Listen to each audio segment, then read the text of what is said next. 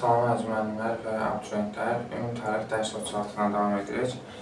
İngiltərənin, deyərik ki, İngiltərə digər Avropa ölkələrindən fərqli olaraq parlament İngiltərədə daha üstünlük təşkil edirdi və imkan vermədilər ki, İngiltərə tam mütləqiyyətə çevrilsin və daha sonra mübarizə apardılar və İngiltərənin parlamenti monarxiya çevirəcəklər.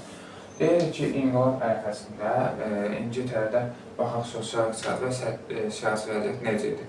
Deyək ki, sosial-iqtisadi olaraq İngiltərə bu dövrdə aqrar ölkə idi. Aqrar ölkə olsa da kapitalizm inkişaf edirdi. Kapitalizmin inkişaf etməsi əmtəl-pul münasibətlərinin də inkişaf etməsinə gətirib çıxarırdı.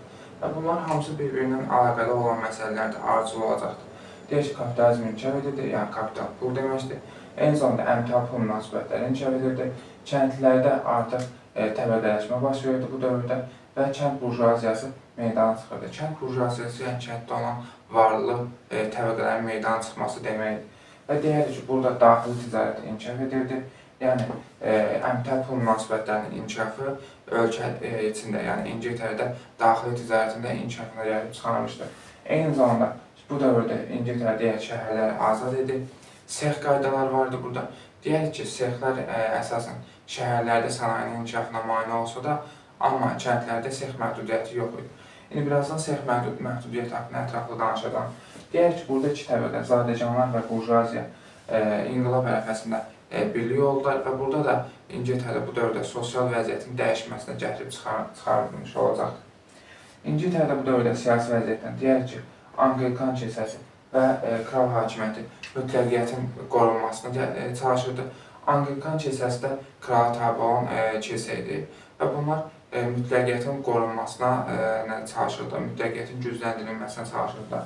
Eyni zamanda deyək ki, bu dövrdə İngiltərə mütləqiyyət ölkəsi olsa da parlamentin nüfuzu tamamilə aşağı deyil. Yəni, parlamentdə fəaliyyət göstərirdi, amma mütləqiyyət ölkəsi idi 16-cı əsrdən. Deyək ki, bu dövrdə kral inhisar hüququ verirdi, hansı şirkətlərə və yaxud da ki, ayrı-ayrı şəxslərə. Kralın inhisar hüququ verməsi, intisam hüququ verməsi deyir ki, burjuaziyanın mənafeyinin ziddidir. Bu inhisar hüququ nədir? Kral inhisar hüququ verirdi hansısa şirkətə. O şirkət hansı bir sahə ilə məşğul oldu və istədiyi şəkildə həmin hansı bir məhsulun qiymətini artır və yaxud da azalda bilərdi. Bu da təbii ki, daxili bazara mənfi təsir göstərəcəkdir. Daxili bazarın inkişafına mənfi təsir göstərəcəkdir. Bu, ümumiyyətlə, bu sistemin olması feodal münasibətlərin olması deməkdir. Amma İngiltərədə hal-hazırda bu dövrdə kapitalizm yeni yaranmağa başlayırdı. Yəni, kapitalizmin inkişafı üçün bu sistemin tamamilə aradan qalxması lazımdır. Amma bu sistemi dəstək verən kral feodalizmin qalmasında belə bu dövrdə maraqlı idi. Deyək ki, sex sənətkarlığı vardı. Sex sənətkarlığını dəstəkləyən kral idi. Deyək ki, bu dövrdə sex nizamnaməsi də tərtib olunmuşdu və sex nizamnaməsinə əsasən bu sex nizamnaməsini pozanlar ağır cərimə olunurdular. Sex sənətkarlığı beləliklə qısa olaraq monopoliya bənzədə bilərik. Elə əvvəlki hissədə dediyimiz kimi ondan eyni idi. Bunlar, məsələn, hansı bir şirkət hansı bir sənətkarlıq məhsulunu istehsal edirdi, istədiyi kimi onun qiymətini qaldırırdı və yaxud da bazara hansısa məhsul çıxartmırdı, qiyməti düşürdü və yaxud da qalxırdı. İstədikləri kimi bazarı idarə edirdilər. Bu da ki, digər yeni yaranan burjuaziyanın mənafeyini ziddidir. Yəni, yeni yaranan təsəvvür edin ki, hansısa böyük bir şirkət var, istədiyi kimi bazarı idarə edir. Orada balaca yeni biznesmenlər, yeni şirkətlər, yeni mağazalar açıb, o mağazalar nə olacaq? İstehsal edə bilməyəcəklər, məhsul sata bilməyəcəklər. Çünki böyük şirkət bütün bazarı idarə edir. Bu sex sənətkarlığının olması, inhisar hüququnun olması deyək ki, burjuaziyanın mənafeyinin ziddi olacaq. Deyək ki, bu dövrdə kralla parlament arasında ziddiyyətlərin olması və puritanların fəaliyyəti bu dövrdə İngiltərədə sosial həyatı kəskinləşdirəcək, sosial vəziyyəti kəskinləşdirəcək əhali arasında. Puritanlar kimlərdir? Puritanlar deyək ki, reformasiya dövründə meydana çıxmışdır. Anglikan kilsəsinə qarşı çıxırdılar. Bahalığa, rüşvətxorluğa, katolik məzhəbinin beləliklə bahalı dini mərasimlərin keçirilməsinə qarşı çıxırdılar. Eyni zamanda deyək ki, daha sonra puritanlar təqib olunurlar və onların bir qismi Hollandiya və Amerika çəkilinir. İngiltərədə deyək ki, bu dövrdə münasibətlər hansı ki, parlamentdən kral arasında münaqişə gedirdi, mübarizə gedirdi. Bu mübarizə əsasən dini mübarizə idi deyək ki. Parlament istəyirdi ki, kral hakimiyyətinin siyasi cəhətdən, kral hakimiyyəti parlamentdə bölüşdürülsün, yəni parlamentin hüquqları artırılsın. Eyni zamanda kral isə, Stuartlar sülaləsində ilk nümayəndələr isə mütləqiyyətin möhkəmləndirilməsinə doğru addımlar atacaqlar. Bu dövrdə İngiltərə kralları mütləqiyyəti möhkəmləndirmək üçün katolik məzhəbində olan İspaniya və Fransana yaxınlaşırlar və onlar birbaşa İspaniya və Fransana yaxınlaşır. Çünki həmin dövrdə İspaniya və Fransada mütləqiyyət idi həmin dövrdə. Və bunlarla yaxınlaşıb Fransa və İspaniyanın dəstəyini qazanmaq istədi. Təbii ki, bu krala qarşı olanlar kimlər olar? Parlamentdə krala qarşı idi. Çünki parlament istəyirdi ki, İngiltərə parlamentdə monarxiya çevrilsin. Daha sonra deyək ki, 18-ci əsrin 30-cu illərində İngiltərədə inqilab şəraiti yarandı. Daha doğrusu 17-ci əsrin 30-cu illərində, 1630-cu illərdə inqilab başlamadı. İnqilab başlayacaq 1640-cı ildə konkretli. Amma 1630-cu illərdə bu inqilab şəraiti yaranır Şotlandiyada dini müharibələr nəticəsində. Biz Stuartlar sülaləsini deyərək ki, 1603-1688-ci ildə hakimiyyətdə olacaqdır. Stuartlar sülaləsinin birinci maneəsi 1-ci James olacaqdır. James deyir ki, Puritan təriqəti və parlamentə qarşı sərt mübarizə xətti yeridirdi və eyni zamanda parlamenti bir neçə dəfə buraxmışdı. Deyək ki, İspaniya ilə nicət diplomatiyası bağlayıb münasibətləri düzəltmişdi, amma hələ də İngiltərənin dənizlərdə əsas rəqibi İspaniya olaraq qalırdı. Və biz burada bir dənə Səfəvi hissəsindən keçmişdik ki, Səfəvilərlə 1621-ci ildə əbədi dostluq müqaviləsi bağlayır və Səfəvi şahı olan Şah Abbası kömək edir ki, Portuqaliyadan Hörmüz boğazını geri alsın. Deyərik ki, biz əvvəldən parlament krala yeni verici təyin etməyə qadağan etmişdir. Yəni, kral yeni verici təyin edəcəksə, parlamentdən razılaşdırmalıdır. Birinci Jamesdə parlamenti qovmuşdu, buraxmışdı parlament. Və bunun üçün o yeni verici təyin edə bilmirdi. Amma əvvəldən təyin olmuş vericilərin miqdarını artırırdı deyək. Bu da əhali arasında narazılıqları artırırdı. Anglikan kilsəsinə narazılıq deyək, dövlət kilsəsidir. Reformasiya nəticəsində yaranmışdı 16-cı əsrin birinci yarısında və dövlətin siyasətini xidmət edirdi, mütləqiyyətin möhkəmləndirilməsi doğrunda addımlar atırdı, tədbirlər gördü. Bu dövrdə əhalidən əsasən onda bir vericisi alırdı. Deməli, 1-ci Jamesdən sonra 1-ci Charles hakimiyyətə gəlir. Deyək ki, 1-ci Charles parlamenti qovur, daha sonra isə Şotlandiyanın müharibə. Şotlandiyanın müharibə zamanı xəzinə boşalır. Biz demişdik ki, İngiltərə kralının yeni verici təyin etmək hüququ yoxdur, parlamentdən razılaşmalıydı. Parlamentdə qovmuşdu. Yenidən parlament çağırır 1640-cı ildə. Bununla da İngiltərədə burjua inqilabı başlamış olur. Eyni zamanda İngiltərədə uzun müddətli parlament dövrü başlamış olur 1640-cı ildə. Deyək ki, bu dövrdə parlamentin tərəfdarları, parlament qısa müddətdə qanunverici və icra hakimiyyətini öz əlinə alır. Parlamenti dəstəkləyənlər də burjuaziya və zadəganlardır. Bu dövrdə deyək ki, nədir? Parlament bir neçə tədbirlər gördü, eyni zamanda siyasi məhbuslara azadlıq verəcəkdir. Kral müdaxiləsini almaq üçün parlamentin 3 ildən bir çağırılmasına qərar verildi. Eyni zamanda kralın verici təyin etmək hüququ yenidən qadağan olmuş olacaqdır. Deyək ki, 1-ci vətəndaş müharibəsi başlaması necə olacaqdır? 1-ci Charles parlamentin qərarlarını qəbul etmək istəməyəcəkdir. Hansı ki, parlamentin 3 ildən bir çağırma məsələsi kralın verici təyin etmək hüququnu tamamilə ləğv edilməz. Və bunun üçün 1-ci Charles bir neçə deputatı həbs etmək istəyir. Və xalq da həmin deputatları müdafiə edir. Bunun üçün də daha sonra 1-ci Charles parlamentin müharibə elan edir. Müharibənin əvvəlində deyək ki, 1-ci vətəndaş müharibəsidir. 1642-1646-cı ildə. Müharibənin əvvəlində zəif parlament ordusu məğlub olurdu. Burada bir də məğlub olmasının səbəbi Puritanlar idi. Puritanlar əsasən mütədillər deyildilər, yəni orta siyasi xəttin nümayəndələri idi. Yəni, bunlar bir növ veriyik də, biz elə İngilis bayrağı kimi bir şeydir də. Yəni, kralı tam məğlub etməkdən qorxurdular. Çünki xalqın nifrətini qazanmaq istəmirlər. Çünki kralı da dəstəkləyən xalqın müəyyən hissələri vardı, parlamentdə dəstəkləyən xalqın müəyyən hissələri vardı. Bunlar deyir ki, daha sonra bu mütədillər krala müraciət edirlər və krala deyirlər ki, kral ordusunu burax və kilsə islahatı keçirir, amma kral bunu rədd edir. Və beləliklə, bundan sonra deyir ki, Oliver Cromwell ordu başçısı təyin olunur. 1645-də yeni tipli ordu yaradıb, bu tipli sənətkarlardan və kəndlilərdən könüllülük prinsipi əsasında təyin olunmuşdur. Daha sonra deyək ki, bunlar Neysville döyüşündə 1645-ci ildə kral ordusunu məğlub edirlər və kral 1646-cı ildə Şotlandiyaya qaçır. Daha sonra isə Şotlandiyalılar onu parlamenti təhvil verirlər və beləliklə 1-ci vətəndaş müharibəsində parlament ordusunun qələbəsindən başa çatır. Bundan sonra deyək ki, 2-ci vətəndaş müharibəsi kral bununla barışmır və Şotlandiyana müttəfiq olur və kral və Şotlandiyanın Birləşmiş Qüvvələri yenə 1648-ci ildə parlamentin məğlub olurlar. Deyək ki, həm birinci, həm də ikinci vətəndaş müharibəsində parlament qalib gəlmişdir. Və eyni zamanda hər iki vətəndaş müharibəsindən sonra parlamentdə aqrar məsələ müzakirə olunmuş olacaqdır. İndi baxaq görək uzun müddətli parlamentin 1943-cü ildə bu vətəndaş müharibələri dövründə hansı qərarlar verilmişdi və bu qərarlar kimlərin xeyrinə idi, kimlərin əleyhinə idi. Deyək ki, uzun müddətli parlament vətəndaş müharibəsi dövründə kral və kral tərəfdarlarının əlində olan torpaqları müsadirə etdi. Çünki kral məğlub olub, kral tərəfdarları məğlubdur, onların əlindən torpaqları alır. Onların əlindən aldığı torpaqları burjuaziya və ordu zabitlərinə verirdi. Eyni zamanda burada deyək ki, kəndlərə torpaq verilmədi. Bu bir məsələ. Deyək ki, burada əvvəllər kral dövründə çəpərləmələr var idi.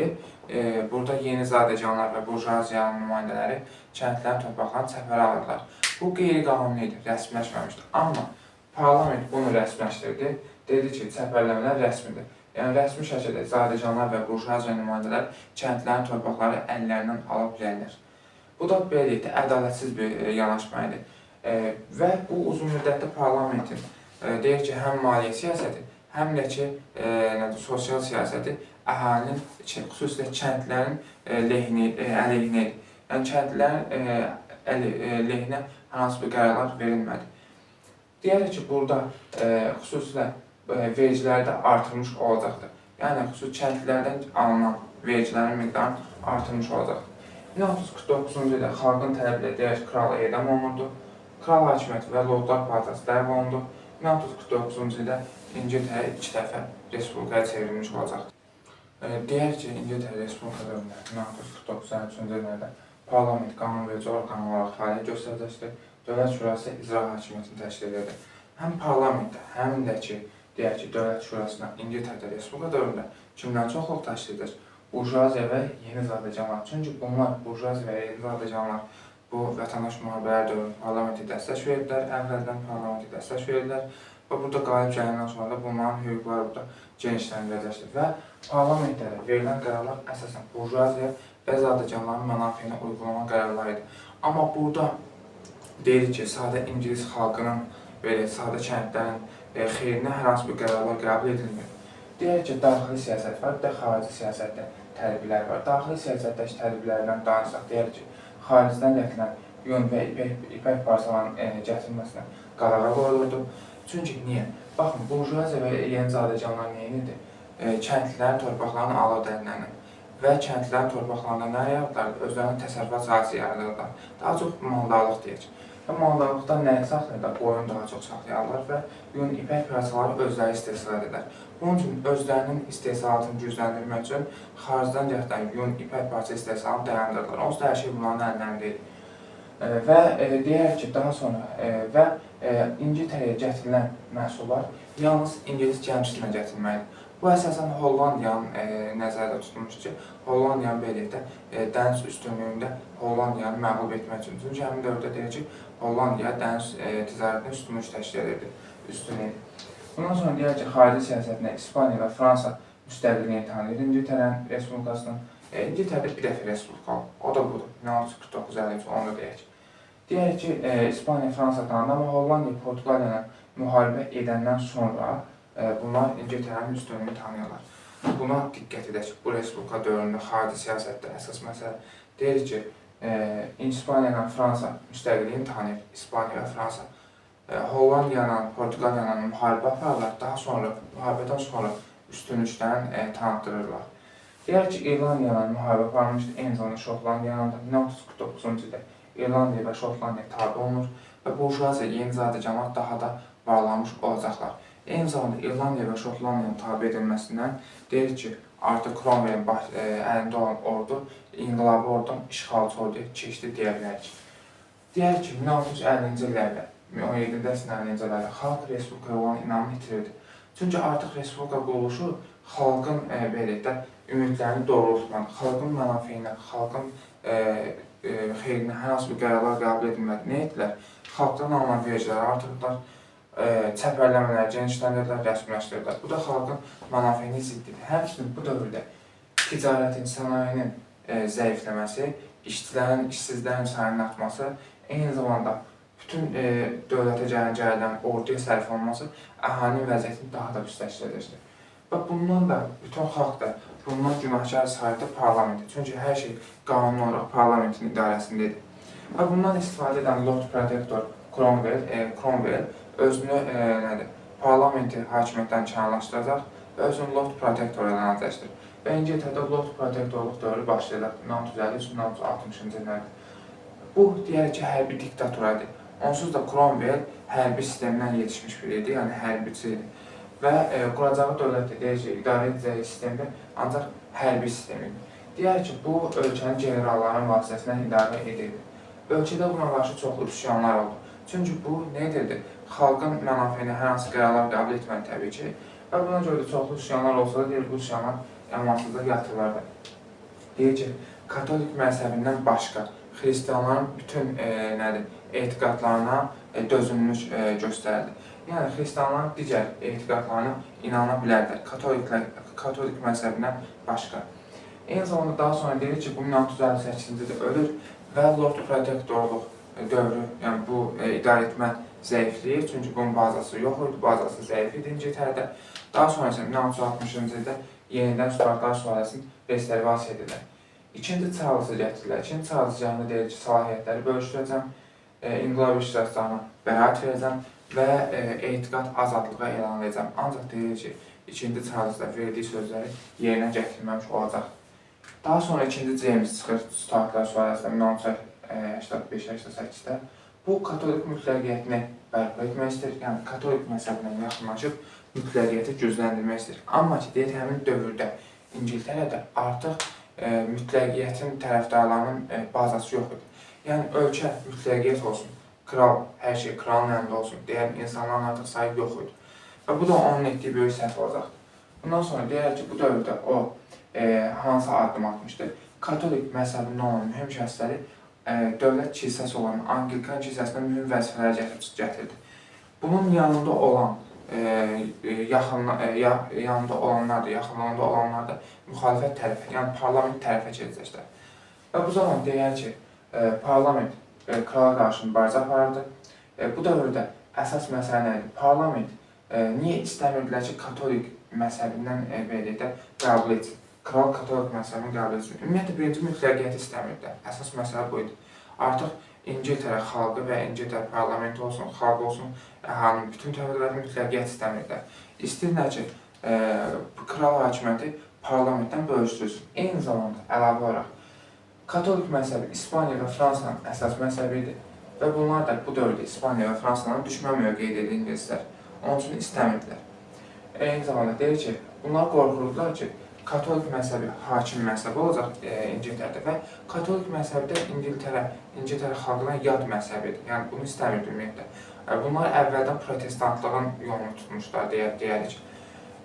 Qorxurdular ki, katolik məzhəbi hakim məzhəbi olacaq və kilsə torpaqlarına yenidən papa burada kilsə torpaqları yaradacaq və kilsəyə yenidən vergilər ödəniləcək.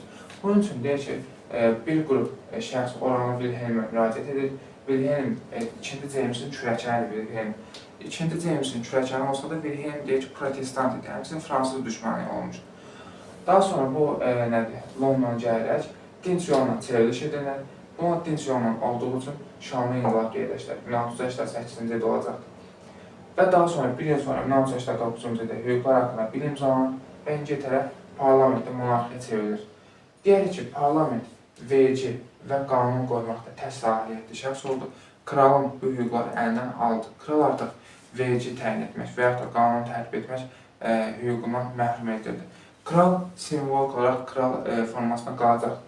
Eyni zamanda deyək ki, parlamentin razılığı olmadan kral ordu saxlaya bilməzdi. Kral ordusu buraxılırdı.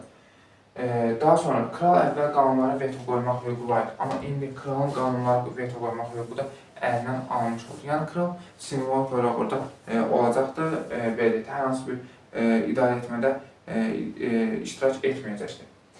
Bu dövrdə, deyək ki, 1689-cu ildə İngiltərə hüquqi dövlət yaradıldı və İngiltərə parlamentdə monarxiya çevrilmiş oldu. İngiltərə və Şotlandiya birləşib Böyük Britaniya krallığa adlanmağa başlayacaq. Bundan sonra inqilab nəticəsi olaraq deyək ki, Böyük Britaniyada mütləqiyyət zəiflədi və eyni zamanda deyək ki, kapitalizm daha da inkişaf etmiş olacaq. 18-ci əsrdə İngiltərə maarifçiliyinə baxsaq, deyək ki, Fransadan fərqli olaraq Fransada maarifçilik inqilabdan əvvəldir, növbəti dərs qeyd edirik onları. Amma İngiltərədə isə maarifçilik inqilabdan sonra oldu. Bunlar dövlət quruluşunu dəstəkləyirlər. Eyni zamanda bunların maarifçiləri mütədil siyasət edirlər, yəni orta siyasi xəttin nümayəndələridir və deyir ki, feodal qaydaları kilsənin sərt tənqid etməkdən çəkinirdilər. Deyək ki, amma Fransada əksinə idi, sərt tənqid edirdilər. Deyək ki, aqrar çevriş 16-cı əsrdə başlamışdı. Çəpərləmələr İngiltərədə bilirik ki, burjuaziya və yəni zadəganlar kəndlərin torpaqlarını alır dənilənlər, buna çəpərləmə deyirik. İngiltərədə aqrar islahatının başlamasını qeyd edirik, 16-cı əsr bitməsi yoxdur, axtarmır, nə vaxt bitmişdir. Amma deyirik ki, aqrar çevrilişin başlamasında da bitməsində də çəpərləmələr mühüm rol oynamışdır. Çəpərləmələr nəticəsində kəndlər torpaqsızlaşırdı və muzlu əməkdən istifadə edilməyə başlayırdı. Muzlu işçilərə çevrilirdi kəndlər. İngiltərədə aqrar çevrilir, kənd təsərrüfatından muzlu əməkdən istifadə olunması və kapitalizmə bir keçid sistemidir. Ümumiyyətlə, aqrar çevrilişləri, yəni aqrar sahədə hər hansı çevrilişin baş verməsi, kənd təsərrüfatının muzlu əməkdən istifadə edilməsi. Ümumiyyətlə, muzlu əməkdən istifadə edilirsə, deməli, bu artıq kapitalizm sisteminin keçid deməkdir. İstər aqrar sahədə, istər sənaye sahəsində deyərik. Və bu dövrdə deyək ki, bu torpaqlar, kəndlər torpaqsızlaşırdı, muzlu hissələrə çevrilirdi. Onların torpaqlarını isə lendlordlar ələ keçirdilər. Lendlordlar bu dövrdə aqrar çevrilişinin olduğu dövrdə yaranan iri torpaq sahibləridir. Bu torpaq sahibləri daha sonra bu torpaqlar isə yeni burjuaziya və zadəganlara icarəyə verirdilər. Deyək ki, sənaye çevrilişinin başlaması İngiltərədə, sənaye çevrilişi aqrar çevrilişdən sonra olmuşdur. Eyni zamanda sənaye çevrilişinin başlamasına şərait yaradan amillər var. Deyək ki, onlardan biri kapitalizmin inkişafı olacaqdır. Kapitalizmin inkişafı sənaye çevrilişinin başlamasına şərait yaratmışdır. Deyək ki, bu dövrdə çoxlu işçilər vardı. İşçilər necə yaranmışdı? Fikirləşək. Demişdik ki, aqrar çevrilişi oldu. Aqrar çevrilişdə hansı ki, kəndlər torpaqsızlaşdı və mən kəndli torpaqsızlaşdıramsa, çevrilən muzlu işçiyə, mən də sənaye sahəsində gedib sənaye sahəsində işləməkdən maraqlı olacam, çünki işləyəcəm, pul qazanacam. Çünki pul qazanmaq üçün mənim əlimdə torpağım yoxdur. Və deyir ki, burada bol işçi qüvvəsi vardı, sənaye çevrilişinə də işçiyə çox ehtiyac vardı. Dövlət iqtisadiyyatı himayə edirdi. Dövlət gördü ki, mən sahibkar yeni müəssisə açsam və sənaye sahəsini təşviq etmək istəyirəm, mənə kömək olsun deyə məndən alan vergiləri azaldırdı. Daha sonra deyərək ki, bu dövrdə, ümumiyyətlə İngiltərədə xarici və daxili müharibələr daha az olmuşdur digər Avropa dövlətlərinə nisbətən. Bu da bu dövrdə sənaye çevrilişinin həyata keçirilməsində şərait yaradırdı. Eyni zamanda İngiltərə müstəmləkə işğalları həyata keçirəcəkdir və müstəmləkə ölkələrindən o geniş xammal mənbəyi əldə edirdi, xammal gətirirdi, sənaye çevrilişi baş vermişdi. Sənaye zavodlarında istehsal edirdi, daha sonra isə satış bazarlarında müstəmləkə ölkələrdə baha qiymətə satırdı, pulunu qazanırdı. Deyək ki, 18-ci əsrin 60-cı illərində artıq sənaye sahəsi, sənaye çevrilişi başlamış oldu. Bu konkret 1760-cı illər götürür sənaye çevrilişinin başlanması. Deyək ki, sənaye çevrilişi ilk olaraq yüngül sənaye sahələrində başladı, xüsusilə toxuculuq sahəsində. Çünki bu sahəyə çox xərc çəkməyə ehtiyac yox idi, yəni az xərci var idi, qısa müddətdə isə yüksək qazanc verirdi. Yəni toxuculuq sahəsi İngiltərənin ən nəv sahələrindən biridir, İngilis xalqının ən yaxşı bildiyi işlərdən biridir və bu sahədə yüngül sahə olaraq daha az xərc tələb edirdi, qısa müddətdə daha yüksək qazanc verirdi. Onun üçün birinci deyək ki, yüngül sənayedə toxuculuq sahəsindən başladı. Buxar mühərriklərinin kəşfi İngiltərədə deyir ki, və Böyük Britaniyada fərq yoxdur. Böyük Britaniyada 1984-cü ildə buxar mühərriklərinin kəşf olunması sənaye sahəsinin sürətlənməsinin inkişafına təkan verəcəkdir. Və bu dövrdə artıq sənaye sahəsinin inkişaf etməsi burjuaziya və fəhlələr deyir ki, cəmiyyətin əsas təbəqəsinə çevrilmiş olacaqdır. Bundan sonra əgər biz 19-cu əsrə keçsək, deyək ki, bu dövrdə mühafizəkar və liberallar İngiltərəni israrla idarə edirdilər, bu partiyalar. 1832-ci ildə birinci parlament islahatı, 1867-də ikinci parlament islahatı keçirildi. 1832-ci ildə birinci parlament islahatına əsasən deyək ki, sənaye sahələrində çalışan burjuaziya hakimiyyətdə təmsil olunmağa başladılar. Yəni, sənaye sahələrində çalışan burjuaziya parlamentdə və hakimiyyətdə təmsil olunurdu. Daha sonra ikinci parlament islahatında isə deyək ki, xırda burjuaziya və fəhlələrin yuxarı təbəqəsi hakimiyyət və parlamentdə təmsil olunmağa başladılar. Biz əgər 19-cu əsrin birinci yarısına baxsaq, görək ki, artıq sənaye çevrilişinin başa çatırdı. Deməli deyir ki, sənaye çevrilişi başlamışdı 1760-cı illərində, artıq 19-cu əsrin birinci yarısında, yəni 1830-40-cı illərə qədər bu proses başa çatmışdı. Və deyər ki, təmərküzləşmə prosesi baş verdi artıq bu dövrdə. Yəni, maşınlı istehsal inkişaf etmişdi. Xırda və balaca şirkətlər birləşirdilər böyük şirkətlərin tərkibində. Və bu da təmərküzləşmənin sənayinin daha da böyüməsinə gətirib çıxardacaqdır. Deyək ki, bu dövrdə İngiltərənin dünyada dünya emalatxanası adlandırılırdı. Sənaye sahələrində üstünlük təşkil etdiyi üçün. Ümumiyyətlə, dünyada bu dövrdə, əgər 1819-cu əsrin birinci yarısında sənaye məhsullarının istehsalına həcminə görə İngiltərə birinci yerdədir deyə bilərik. Daha sonra deyək ki, bu dövrdə iç dəmir yolu çəkildi 1825-ci ildə və istehsal olunan sənaye məhsullarının satışı prosesi daha da sürətləndi. Deyək ki, milli sərvətlər bu dövrdə artsa da əhali yoxsullaşırdı.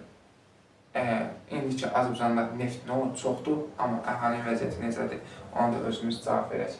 Deyək ki, 19-cu əsrin ikinci yarısında biz İngiltərəyə baxsaq, deyək ki, artıq bu dövrdə ticarət donanması güclü ticarət donanması var idi, həddindən artıq və dənizlərdə güclü hegemon dövlətə çevrilmişdi. Eyni zamanda kapital ixracına görə isə hər hansı bir rəqibi yox idi, dünyada birinci yerdə dururdu. 1806-cı ildə burada qitə bloqadası var. Bilir ki, fransızlar 1806-cı ildə İngiltərənin qitə bloqadasını alırlar, amma İngilislər, yəni 19-cu əsrin birinci yarısına söhbət edir. İngilislərlə bu qitə bloqadası qismən mənfi təsir göstərir. Çünki İngilislərin geniş müstəmləkələri vardı. Oradan gətirilən məhsullar, sənaye məhsulları və ərzaq məhsulları nəticəsində bu qitə bloqadasını yarmağı başarmış olacaq. 20-ci əsrin əvvəllərində biz Böyük Britaniyaya baxsaq, deyək ki, London dünyanın ticarət və maliyyə mərkəzidir. İngilis pulu dünyanın bir nömrəli pul vahididir. Ticarət dövriyyəsinə görə dünyada bir nömrədir. Amma sənaye məhsullarının istehsalına görə artıq ABŞ Almaniyadan geri qaldı. Sənaye mallarının istehsalına görə 20-ci əsrdə dünyada birinci ABŞ idi, ikinci Almaniya olacaqdır, üçüncü İngiltərə, dördüncü də Fransa olacaqdır. Böyük Britaniya müstəmləkələrindən davam edək. Deyək ki, Böyük Britaniyada bu ümumiyyətlə əsas müstəmləkələr uğruna mübarizədə əsas rəqiblərindən biri Fransa idi və Rusiya idi. Deyək ki, İngiltərə Fransanın Avropada məğlub olmasından sonra, xüsusilə Napoleon müharibələrində Fransa məğlub olub və bundan sonra İngiltərənin Avropada nüfuzu daha da güclənmiş olacaq. 19-cu əsrdə İngiltərə deyək ki, ən çox müstəmləkəyə sahib olan ölkədir və üzərində günəş batmayan imperiya adlandırılırdı. Deyək ki, Hindistanı İngilislər 18-ci əsrdə işğalına başlamışlar. 19-cu əsrin ikinci yarısı 1856-da Alt knyazlığını tutmaqla Hindistanı müstəmləkəyə çevirirlər. Burada İngilislər Hindistanın müstəmləkəsinə çevirirlər, amma Əfqanistanı tuta bilmirlər. Əfqanistanı tutmaq İngilislər üçün vacib idi. Hindistanın təhlükəsizliyinə nail olmaq üçün, hətta Əfqanistanla Rusiya ilə mübarizə aparırlar, buranı tuta bilmirlər deyirik. Daha sonra deyək ki, Çini yarım müstəmləkəyə çevirirlər 1842-də. Misri 19-cu əsrin 80-ci illərdə Osmanlılardan alırlar və İngiltərə ən geniş imperiyalardan birinə çevrilmiş olacaq. 1867-ci ildə buna Kanadaya dominion hüququ verirlər, 1910-cu ildə isə Cara dominion hüququ verirlər. Daha sonra deyərik ki, İngilis-Pur savaşları olur. İngilislər Cənubi Afrikada işğalçılıq siyasətlərini genişləndirirlər və burada yaşayan Purlar İngilislərə qarşı müqaviməti başlayır 1899-1902-ci illərdə. Amma məğlub olurlar. Daha sonra 1902-də müharibə bitsə də Car burada Cənubi Afrika ittifaqı, yəni Carı yaradılır və Cara da daha sonra 1910-cu ildə dominion hüququ verilmiş olacaqlar.